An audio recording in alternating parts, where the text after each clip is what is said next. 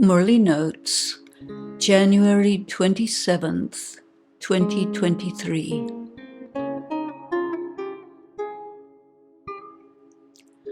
God's creation of the world does not refer primarily to the planet and nature.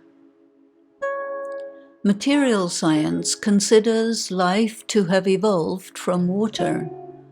However, water and the other four elements, air, earth, fire, and ether, are holding spaces into which the life forces enter and thrive. Then they die, then get born again. Nature operates by itself, but the energy of matter winds down and becomes depleted by the end of the cycle. The material world depends on humanity.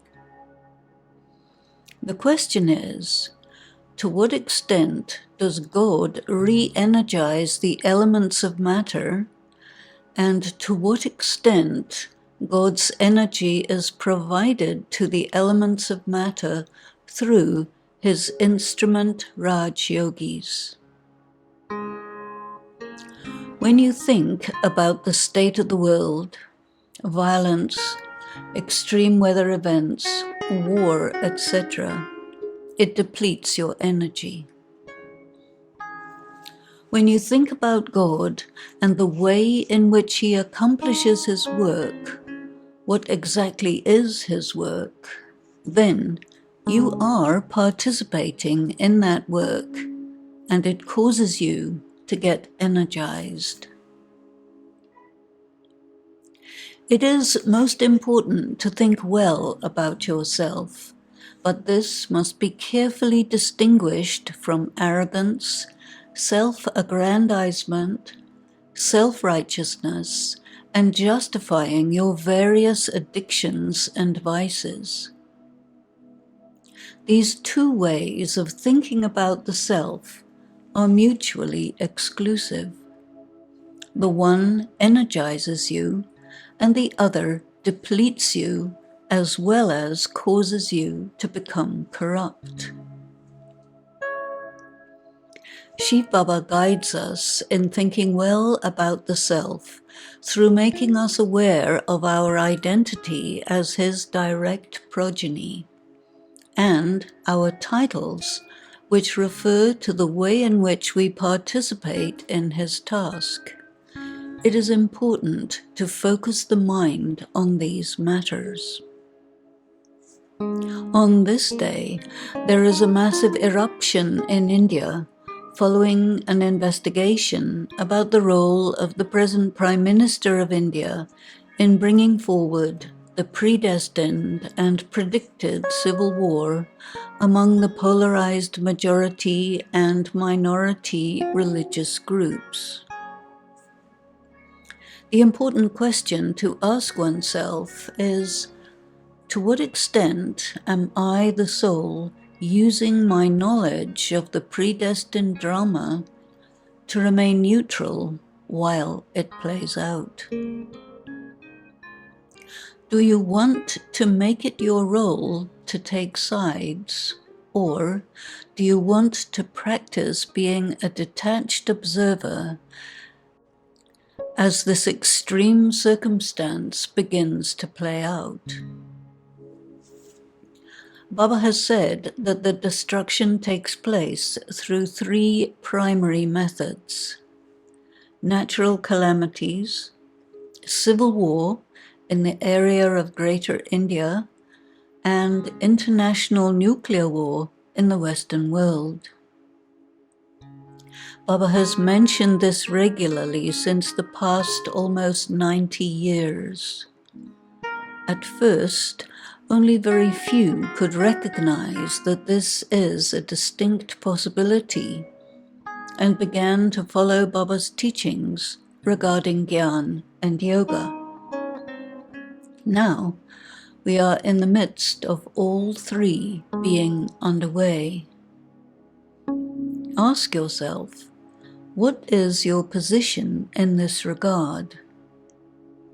To what extent have you become strong enough, stable enough, and clear enough to pass through this cataclysmic scene of the drama? Baba has indicated again and again that the key is Gyan and Yoga, which enable you to become karmatit. That means you must know the philosophy of karma very well in order to live accordingly.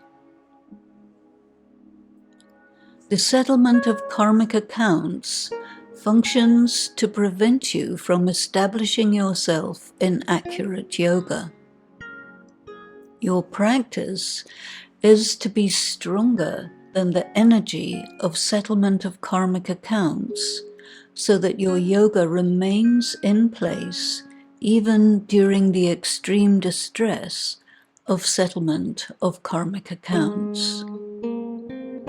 All this plays out in your mind.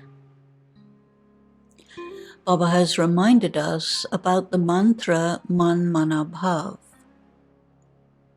Man Mana Bhav means to perceive the mind of God with your mind. That means to perceive not only God himself and be in stable connection, locked on, but also to perceive the implications of the knowledge that he is teaching and function accordingly. That means BKs individually and collectively must be aligned with this and detach from bodily identity, attachment with and alignment with bodily relations and bodily religion. Otherwise, one would be bound into the conflagration. This then is an important moment to consider where one stands. You are on the battlefield. The battle is beginning to rage. Are you with God or hesitating? Do you understand the knowledge, or are you still looking at it as the regular Hindus who may become fanatical about literal interpretations of symbolic matters and go on the rampage against others who are not of your opinion? Or do you look at it as a fairy tale to infantilize other people while enjoying the fulfillment of your material desires? Or do you use the religious gathering as a platform to gain status and prestige by impressing others with your persona? To what extent are you spiritually awake, resilient, and conscious of the reality of living on the battlefield? This is called self-checking. Om Shanti.